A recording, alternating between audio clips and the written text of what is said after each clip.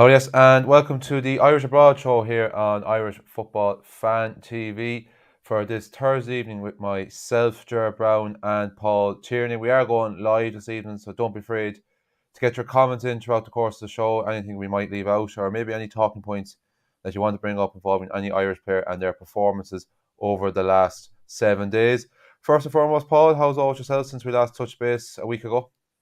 All good, man. All good. I've had to relocate in the gaff because the light in my room decided to fall down on top of me the other night, so the whole thing is gone. So yeah, I'm in one of the other rooms now. A bit more difficult to set up in here, but happy out, happy out. Looking forward to talking about the action from the weekend and some midweek as well. Are you going to blame Storm Barra for causing disruption to the light in your room? No. It wasn't because of Storm Barry. All right, so yeah, as I mentioned, a lot to kind of get through. It's a bit of a funny kind of week because we had just Premier League at the weekend, just Championship the weekend. There was the FA Cup second round. That meant there was League One and League Two for midweek as well, and then obviously all the other information as well from Scotland, the rest of the continent of Europe, and then from further afield as well. We might as well, excuse me, dive straight into it and go through the Premier League. Actually, quite a lot. It's not too often our Premier League roundup involves my notes stretching onto a second page. So it was an encouraging week in terms of Irish involvement in the Premier League, which means it's probably going to be followed up by just Seamus Coleman playing this weekend.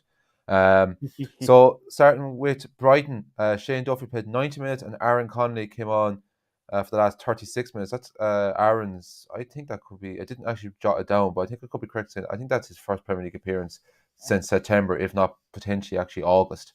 But they both played for Brighton as the Seagulls made it now 8 draws from their 15 Premier League games this season after they finished 1-1 with Southampton away. They were lucky to get a point from that game. Once again, Neil Maupay popping up an injury time equaliser. Duffy picked up his 5th yellow card this season and is now suspended for the visit of Tottenham on Sunday, but that game could actually now be postponed. Spurs are looking for a postponement due to the fact that they have a massive COVID outbreak in their squad. Their UEFA Conference League game against Rennes now has actually been cancelled, so there's a good chance that suspension will carry into the midweek games next week now for Shane Duffy.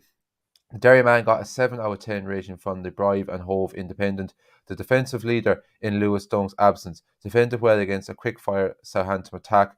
Conley got a 6 out of 10 rating from the same publication, replaced Pascal Gross on the 55th minute and worked well on his return to the team. Had one chance saved after Mopay's pass. He actually also could have got an assist. He set up Mopay quite nicely for a chance, not long actually after he came on.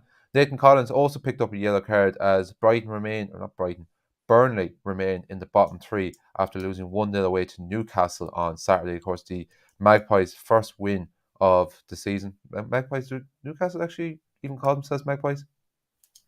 Yeah, they do. The Oh, Magpies, yeah. I'm not sure. The Toon Army more so than the Magpies, but they've yeah, definitely, I've definitely heard the Magpies before anyway. all right. Now, there's a lot of nicknames. It's just I know the Hmm. colours that they wear refer to Magpies. So thankfully, I knew what I was saying there.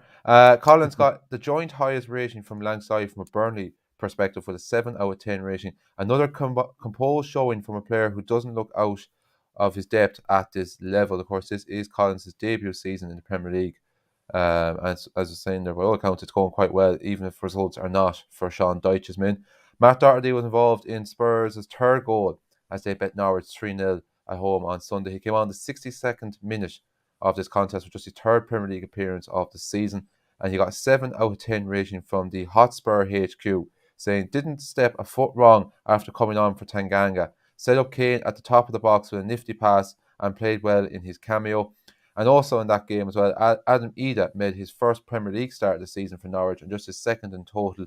And Andrew Omobamdeli made his first start in 4 games. Norfolk Live gave Omobamdeli a 5 out of 10 rating and the same score as well as Ida, saying provided an early chance for Timo Pukki, which was saved by Hugo Release, and should have scored early in the second half, but failed to get his shot from 6 yards on target.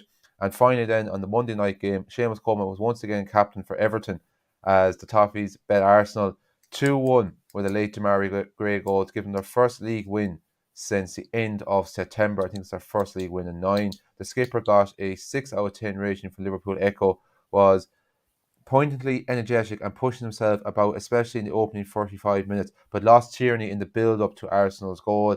Had a good second half, however, including an important block to deny Martin Odegaard late on. And I suppose we might as well touch on that game because it obviously has interest for yourself. You have been saying it on the show last week. It's always a tough ground for Arsenal. You mentioned the WhatsApp group beforehand on Monday. You weren't that kind of confident, and I suppose your theories and beliefs came to true on 10 o'clock Monday night. Yeah, definitely. Yeah, Everton deserved it. They were the much better side. Yeah. I don't know if you saw yourself. Yeah, you did. They were the much better side. I thought it was very harsh that those 2 goals were disallowed. I definitely think it could have gone either way, particularly the second one as well. Madness. And then in the end, Arsenal only started playing when Everton equalised, and then they probably could have nicked it themselves as well, the way it was going. Bad miss by Nketiah and Aubameyang at the end to get a point. Would have been a nice point considering how poor they played. I think they missed Smith Rowe as well. As good as Odegaard can be, I just don't think he's as lively as Smith Rowe is. And yeah, disappointing. But look, that's the run of form they've been on at the minute. The same as Old Trafford on last Thursday. They weren't at it. They were definitely the better ball playing side, but it's all well and good having the ball. You have to do something with it, though, and that's the difference. Good to have Tierney back, though. I definitely think he's going to be a massive improvement on him. I'm surprised he went off when he did. Tavares is not like he's good backup, but he's not a good defender. He's very, how would you describe him? Erratic is how I would describe Tavares. He's just one of them players.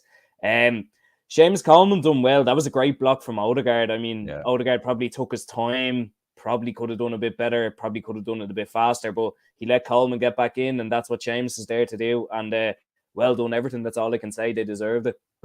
Yeah, big win for them. Moves them on to 18 points in the table. They're 8 points above the relegation zone, but I don't think that's something that Everton fans really want to be looking at and kind of talking about too much longer, how much they're above the relegation zone. They want to get back up challenging for the European places, which I think they have obviously been decimated by injuries over the last kind of couple of weeks, but things are starting to clear back up for them. The likes of Yeremina back, Alan is back, Decore is back, Gray picked up a knock against Man City that thankfully didn't turn out to be too serious for them. He's now chipping in with a couple of goals again lately. Strong case to be made. He's probably been the summer signing so far when you add in the value for money that they got as well. Calvin Lewin wasn't involved, I'm correct in saying, on Monday.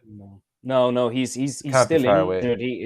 I wouldn't say he's that far away. Once he comes back, I think they'll be a lot stronger. Even like Richarlison up front, as good as he was on Monday, in some of the games he does disappear. And I think that's the difference with him, whereas Calvert-Lewin is always lively. He's a big, strong, physical striker. And he can, he gives a different option for Everton. And I think once he comes back, they'll be a lot better. And fair play to Demarai Gray. Didn't expect that at all from him so far this season, but he's been fantastic in every game I've seen him in. And he's always had the ability. It's just being able to do it when you're called upon. And he's getting time. He's getting game time now, which is the difference from when he was at Leicester as well. Yeah, he scored a couple of crackers this season, as you mentioned, Monday night, and he scored a fine goal against Burnley back at the start of the season as well. And as you touched on, I think when Calvin Lewin comes back as well, I do expect everyone to be kind of climbing up on the table in around top 10, pushing for European places. So, Paul, if you're listening, I hope you're glad with the way we've talked up Everton over the last kind of couple of minutes, because we haven't had much positives to say about them over the last kind of couple of weeks. The game from the weekend that had the most Irish involvement was actually the other half of North London, Tottenham at home against Norwich. 3 players involved. Loads to kind of talk about with this game because Adam Mead getting his first Premier League start of the season, missed that chance in the second half that would have made it 1-1. It was a tricky one because I think as Mika Richards rightly pointed out in match today, Pukki wasn't even trying to pick out either. He was going for a shot himself and he just took out his foot, and it was kind of a hard one to kind of control. He done really well to set up Pukki for a chance in the first half, and that was an easier chance for the Finnish player, and he should have scored that. So there's obviously that, and Andrew Bamdelli coming back into the game. In general, got a good bit of praise from Norfolk Live, just saying that he was at fault though for not keeping and tracking Son for the third goal. Then there's the whole Spurs situation, because as we touched on, their game tonight is off. 13 players testing positive for COVID between players and staff, and they're also now looking to get Sunday's game off against Brighton. I was just saying it to one of the lads in the pub last night, like, it's, we've had no real major issues with COVID outbreaks with teams this season so far, and we've got this far. But there's always been maybe an odd isolated incident with players from teams here and there. But this is kind of the first major outbreak, and could end up potentially now having to cause a major fixture headache for Spurs. Yeah, definitely. You look at it already. They had the Burnley game called off a couple of weeks ago because of the snow. So that's right. 2 games they're behind already. The only time they're going to have it is probably January. but that'll depend on whether they get to the EFL Cup semi-final as well, with their obviously in quarter-final action against West Ham in 2 weeks' time. There's not going to be a lot of time to do it. They might have to push it out to the end of the season. But even I was talking to a Spurs fan I know today, and he said about the UEFA thing, they might end up getting thrown out of it, and Rennes and Vitesse go through, because UEFA are very. You seen last year in this year in the summer when the Denmark-Finland game happened and Christian Eriksen, they needed that game finished and they were pushing it straight through. Probably shouldn't have been played at all. But with this game, I don't know when they're going to play it, and I heard something that they need all of this sorted by the end of December. So there's not going to be much time to play it anyway. Obviously, midweek round of fixtures next week in the Premier League. Then weekend again, then the EFL Cup, then Christmas is just a nightmare. So yeah, you're right, bit of fixture congestion for Spurs at the minute.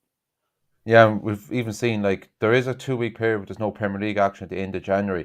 But that's because there's South American World Cup qualifiers on, the African Cup of Nations. So there's no guarantee of being able to play it then. And you see with UEFA, like look at Atalanta, Villarreal called off last night, played tonight, get it out of the way with. There isn't actually much gap in the window, so it could be an interesting one there to develop. It certainly will be more twists and turns. Just lastly, before we finish up in Premier League, I have to touch on as well with Adam Ida. Great to see him get a start, but unfortunately, it kind of feels like maybe he didn't kind of take his chance, and you just wonder kind of will Dean Smith keep much fit when going forward. There are potential rumours as well linking him with a loan move to Nottingham Forest in the Championship. I think it would be a good move to step down, but as you touched on before, sometimes it's hard to join a team that's going kind of well and get momentum as a settled team. And Forest are falling under that cracker at the moment in the Championship. Yeah, definitely playing well since Chris Hughton's departure. Anyway, I still think it would be good for him though. He definitely get more game time, obviously, because there is more games. I think it's a hard game to throw him into on Sunday as well. They're going to be up against it from the get-go. Same with Mbamdeli, but he's played a few more times this season. And I think what he was trying to do, Dean Smith, was have more in the back line as well. And obviously, with that playing a 5-3-2, you need two strikers. I think he should get more opportunities, but I do think they really like your man Josh Sargent up there. You know, he's not a goal scorer. Pukki's the goal scorer, but he works hard. Maybe he's a bit more mobile than Ida. You know, I haven't seen much of Norwich, to be honest. I only saw them once live against Leeds, and they were disappointing that day. Yeah, hopefully he gets more game time. But a January loan move wouldn't be the worst thing in the world, definitely. Absolutely not. Like, and give him opportunity to play maybe at a lower level and kind of work his way up that kind of small bend. Like, he should have had an assist on Sunday. Pukki, for me, has to score that chance. And I think, as I touched on, I think his chance second half, okay, should be hitting the target, should be doing better, but it was kind of hard because of the way that Pukki kind of, hit that with the outside the boot and was going for a shot himself. I'm not trying to make excuses for the lad here or anything else like that, but it's sloppy by both of them. If you look at the whole run of play, like the shot is poor by Pukki, he should be hitting the target at least there, and then Ida has to react quickly, has to react better, because a lot of the best strikers in the world will react to that and put it in the goal. So that's the difference, really, from both of them. Yeah. Anyway, that's enough Premier League talk for now. We'll dive on into the Championship, and you can run us through everything that happened from the weekend. Yes, definitely. So we'll start off on Friday night, the big game in the Championship, Fulham and Bournemouth. It ended 1-1. Mark Travers conceded a late equaliser as Fulham and Bournemouth shared the spoils, obviously. It was a bit of a weird game. I only saw the highlights briefly as well. I haven't seen much of the highlights from the weekend so far. We go to Saturday, the early game. Callum Robinson got an assist for Carlin Grant's goal. He played 69 minutes, and West Brom won their first game in 4 against Coventry City. That's a Midlands derby, obviously. Blackburn are up to 4th, and they kept a clean sheet as Darragh Lenihan was involved. He got a yellow card as well. They beat Preston 1-0 at Ewood Park. Alan Brown and Greg Cunningham played for the away side with Sean Maguire on the bench. He didn't get on Saturday. Callum O'Dowda, Jason Knight and Festi Ebisele played in Bristol City's 1-0 win over Derby County. Obviously, the latter two playing for the away side. David McGoldrick and Mark McGuinness were both on the score sheet for either side, Cardiff and Sheffield United. And then Enda Stevens got an assist, as it was a big win for Sheffield United. They won 3-2 away at Cardiff. James Collins, John Egan and Conor Hourhan all played in that game as well. Ryan Manning played in Swansea's 1-0 defeat at Middlesbrough. Disappointing defeat there for Swansea, who've been going all right of late. Dan McNamara and Scott Hogan both got assists in Millwall's 3-1 win over Birmingham. Obviously, the latter playing for Birmingham, Dan McNamara playing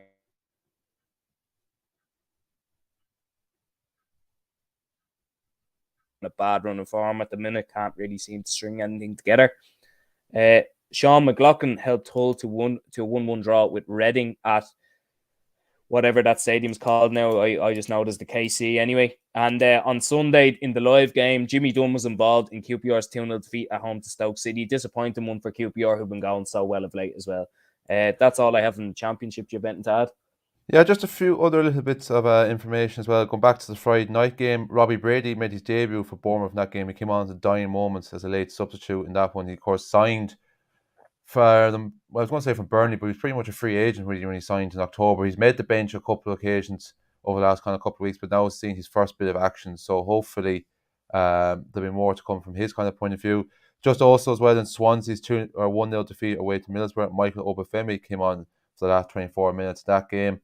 And Alex Pearce came on in the 85th minute for Millwall and their 3-1 victory against Birmingham. It's actually his first league appearance of the season, having previously played in 2 EFL or League Cup games this season. But that's pretty much everything else. Oh, just one other bit as well. Richard Keogh was back on the bench for Blackpool for the first time since picking up an injury against Stoke last month. He didn't feature in this game though, as Luton Town ran out 3-0 winner. So hopefully, as he's working his way back to fitness, that he might actually come on and see action this weekend. Yeah, definitely very important. He's played well so far for Blackpool. They've had a decent season after coming up. So yeah, hopefully he gets back in and hopefully their good form continues. Certainly, yeah. And he's touched on there the QPR defeat. I think that's their first defeat in about 4 weeks. We've got to mention actually on the show last week they had that dramatic late victory away to Derby County in the Monday night game. That unbelievable goal. Was it Andre Gray? Andre Gray. I just couldn't think of his name. Took it really, really, really well. In that account, of course, as a good old Mark Bertram said in TalkSport, you can never trust QPR. They'll always find a way to screw it up. I won't actually say what I think he actually said. But look, a long way to go. They're still probably slightly punching above their weight this season. We'll move on now to the FA Cup because the second round took place over the weekend, and a couple of Irish involvements to take away from this game. It's only fitting that we start with Wes Hoolahan. So he got the assist for Cambridge in their 2-1 win over Exeter on Saturday. It's his sixth assist of the season in all competitions. And the reward now for Cambridge for that victory is an away day to struggling Premier League outfit Newcastle in the third round next month. So possibility that game could be televised. I don't know if they've actually released what games are going to be televised, but usually they televise a hatful of third round matches. So it'd be great if that could be televised and an opportunity for Wes to show his talent. Well, to remind everyone, I think, more so of his talent on the big screen.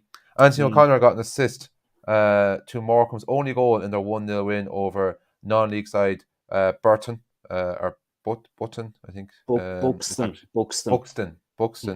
on Saturday. And they've also got a massive reward for winning this game, the League One outfit, because they've got a glamour tie away to Tottenham Hotspur Stadium to place Spurs in the new year. Hopefully, at that stage, there'll be no COVID situations with Spurs. That actually was just mentioned now, some similar thing happened with them last year. They were on the other end of a COVID case. I remember they were meant to play Leighton Orient in the EFL Cup last year. But Leighton Orient got thrown out because of a COVID situation. So no sympathy at all, the head office in English football. Nope. And finally, a name we're going to touch on again in a few minutes. Aaron Drillen scored a penalty and provided an assist as Leighton Orient trashed Tranmere Rovers 4-0 on Saturday. And the reward for the London club is a meeting with Championship side Stoke City in the third round. That's all I have in the FA Cup in terms of Irish players that had an active involvement. If you have anything else to contribute there, Paul? I just have a couple of players playing. Glenn Whelan was playing for Bristol Rovers. Actually, he's there with his old mate Joey Barton at the minute. They're through to the third round. They beat Sutton United 2-1 at the Memorial Stadium on Saturday. Gavin Houlihan helped Hartlepool shock Lincoln City 1-0 away from home. Great win for Hartlepool, great win for Jeff Stelling as well. He was delighted on Saturday. And they played Blackpool at home in the next round, which, I mean, potential they could get through to the next round again after this. It's basically just players who've played. Alan George, Will Keane and James McLean played in Wigan's 2-1 win at Colchester. Yeah, like it's basically all just players who played. You've mentioned everyone who's done something so far anyway. So Yeah, just a couple of the third rounds, as you were saying, was that game live? They actually announced today it's not. I think I'm not sure. I know Millwall are on against Crystal Palace, so Dan McNamara will be involved in that one anyway. That'll be a feisty one. Yeah, will, yeah, definitely. Hull against Everton, so Shane McLaughlin, that's a good one for him. I think that's it. The rest is all your usual, Yeah. like the BBC always pick when the two Premier League sides come against each other, and they're showing United and Villa on the Monday after or something. I mean, That'll be tasty as well. Yeah. it'll be a good game, yeah, but you see, you never know how seriously they're gonna take it. Like, like I, I think I, they should. I think Villa would be mad not to really go for like. 'Cause I think Hmm. it really stamped Gerrard's authority. Like I think they're going to be fine in the league this year. I don't think they're going to be in any relegation trouble. Don't think they're quite good enough to get a European place. So it's a good opportunity. And United, like they're crying out for silverware. Like they're not going to win the league. Hmm.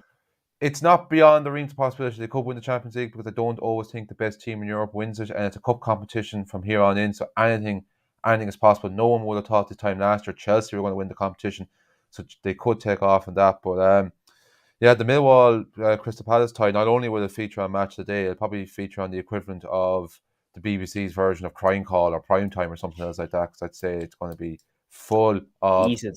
yeah, very heated. Hmm. Um, we'll run through League One from midweek as we touched on because of the FA Cup at the weekend. Full program over the last 2 nights. Connor shockingly got his first goal in nearly 2 months for Burton Albion, but it wasn't enough as they went down 2-1 away to Wickham, and it's his third goal of the season overall. Chinose Ogbene completed the scoring for Rotherham in their 5-0 hammering of Gillingham on Tuesday night. Of course, if you haven't checked out the goal, it's up on our socials, and it's a fine finish. It's his first goal of the season for Rotherham. Of course, he already has scored a couple of goals for Ireland over the last kind of couple of games. And also in this game, just 6 minutes after being brought on, under 21 international Joshua Coyote got an assist for their fourth goal. That's his second of the season. And finally, after conceding 2 goals at the weekend, Gavin Bazunu kept a clean sheet for Portsmouth as Pompey drew 0-0 with Sheffield Wednesday. That was the live game on Tuesday night. And finally, didn't actually get a chance, unfortunately, to write it down today. Can't remember off the top of my head, but James McLean got an assist for Wigan last night. They won 2-1. Unfortunately, I cannot remember who the opposition were. Yeah, they beat Shrewsbury Town 2-1 with a Good last man, minute Paul. winner, but Good man. he set up the first goal. So Yeah, look, he's been very good since he's gone back, and Will Keane's been very good as well. Wigan are now joint top. Rotherham, Wickham, and Wigan all on the same amount of points, 41 points each. So I mean, they're a real fascinating. yo-yo club now, Wigan. Wigan yo-yo club. Yeah. I think it's mad that Wickham are doing so well. Fair play to their manager, Gareth Ainsworth, honestly, because when I started getting into football, Wickham were a League Two side every second year because they'd go up and go straight back down. So fair play to them on that because they're a small enough club as well. And a couple of Daryl Horgan obviously playing for them as well. So that's good going. Yeah.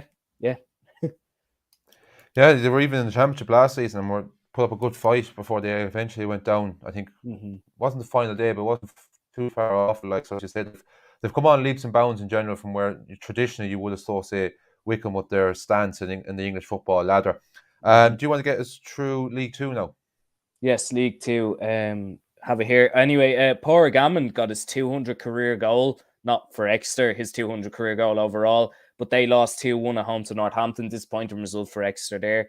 Aaron Drinnan scored twice last night or on Tuesday as Leighton Orient beat Swindon 4-1. I think that's his 9th and 10th goals of the season. So fair play to him on that. He's having a great season. Leighton Orient doing quite well too, into the playoff spots now after that, ahead of Swindon. Will Ferry was back from injury for Crawley, and they drew 1-1 at home to Walsall. Liam Kinsella was playing for Walsall in that game as well. And Paddy O'Connor and Alan Judge were involved in Bradford 0, Colchester 0 as well. So that's all I have from League Two. Yeah, just one other little bit I have to add as well. Sean McLaughlin got the winner for Mansfield, another team that has huge Irish contingent as well. They bet Carlisle 1-0. That's his first goal of the season. And yeah, that man Drinnan absolutely on fire this season. As you touched on, his 9th and 10th league goals this season, include the goals as well from the FA Cup at the weekend and other cup competitions. It's 13 in total this season, 18 goal involvements altogether between goals and assists. He's the 5th highest scorer in League Two at the moment, so he's looking good that he could be playing at a higher level next season. Yeah, definitely. Leighton Orient looks strong. Every time I look on Gillette Soccer Saturday, they're not losing anyway. They're doing well. They're in the third round of the FA Cup as well, so they have that to look forward to Yeah. too. Yeah, long may it continue. Hopefully the form continues for him as well. And look, it's a strong league too this year as well. So look, if they went up, they'd be delighted with that, considering it's not too long ago they were down in the conference. So definitely, yeah, great stuff from Leighton Orient. Yeah, it took them 2, possibly 3 seasons to actually get out of the conference. So they all know about having their struggles as well. So it's good to see that they're kind of on their way and their rise back up. I'll move on now to Scotland. Actually, a lot to get through from here. And obviously, of course, the main bit of information was 6 minutes after being brought on to make his league debut for Celtic. Liam Scales marked that occasion with a goal as the Green Half of Glasgow uh, won 3-0 away to Dundee United. Football Scotland gave him a 7 out of 10 rating, saying the defender came on for his Scottish Premiership debut in place of Greg Taylor. And what a day for the youngster, who calmly finished from a late ball and a cutback, and didn't actually see the game, just seen the goal. He took it really, really well. You wouldn't think he was a centre half the way he finished it. Ryan Sweeney also scored, but in the wrong end, as Dundee lost 3-0 away to Rangers to make it even worse. Bringing an end to their recent good run. Always a tough place to go anyway to Ibrox, but like I said, they had a couple of good results before that, so I don't think they'll be overly despondent. Jake Doyle-Hayes played 78 minutes for Hibs, while Jake Carroll played 22 minutes as both sides played out a 1-1 draw at Easter Road. Football Scotland gave Doyle-Hayes a 7 out of 10 rating, saying very consistent performer and keeps things ticking over in the engine room again. Carroll got a 5 out of 10 rating, just saying that he replaced the injured Lammy. Not up to date with the rest of the Motherwell squad, so I don't know who he is, and stood up well to the Hibs attack. Johnny Hayes played the full 90 minutes as Aberdeen hammered St Mirren 4-1. On the losing side, we had the usual Irish contingent of Charlie Dunn, Jimmy McGrath, Adam Power, Conor Ronan, and Joe Shaughnessy all lined out for Jim Goodwin's side. Struggling now. They've only won 3 games this season. They're not that many points in places above the relegation spots, so they could really do with getting a result to kind of start turning things around. And finally, from the Scottish Premiership, Aaron McAniff made a back-to-back starts for Hearts as they bet Livingston 1-0 away from home. They're having a very, very good season, and they only came up from the second tier last season, looking really good for a push for European football. Football Scotland gave him a 7 out of 10 rating, saying the switch to the right seemed to throw him off a bit, but came into the game unlucky not to score. And then just one little bit of information from the Scottish Championship. Former Ireland under-21 international Aaron Doran scored his first goal of the season as Inverness bet Kilmarnock 1-0 at home on Saturday. He's 10 years at the club there. Unbelievable. He surely is beyond the status of a cult hero now among Inverness fans. Strangely enough, though, I don't actually know where he's from, because from the outside of his search page on Wikipedia, it says he's from Charleville in Cork. Then when you click into the page, it says he's born in Inchicore. So if anyone could provide us an insight on whether he's actually from the capital or the people's capital or the real capital or whatever. Yeah, I actually think he is a dub. I don't know why. I think he played for Bows when he was younger, so I know that means nothing really, but like they would have a lot of Dublin-based players playing for them as well. Just one more thing to add from Scotland as well. It's not the Premiership. It's I think it's League One. Luke O'Connell got a goal as Queen's Park beat Falkirk 6-0 there. So yeah, Luke O'Connell's got a few goals this season, and at least getting game time down there as well, which he wasn't at Celtic. So yeah, that's Scotland anyway. Yeah, he's doing quite well. You've mentioned his name a good bit on the show, definitely 3 or 4 times at this stage anyway. As you say, like, look, it's inexperience from him. He's out playing football. I still kind of question how this is a lad that's only 2 or 3 years ago, and he was still a teenager, was playing very well for a struggling championship side when Bolton Wanderers in the Premier League, and how he's not, playing at a higher level. Maybe his career hasn't kicked on quite as much. The lack of football when he went to Celtic straight away in the summer of 2019, it's still a bit baffling, but hopefully, look, he might end up being kind of a bit of a late bloomer, because he was called into an Ireland squad as well by Mick McCarthy, I think, at the end of the 2019 English club season as well. Yeah, definitely.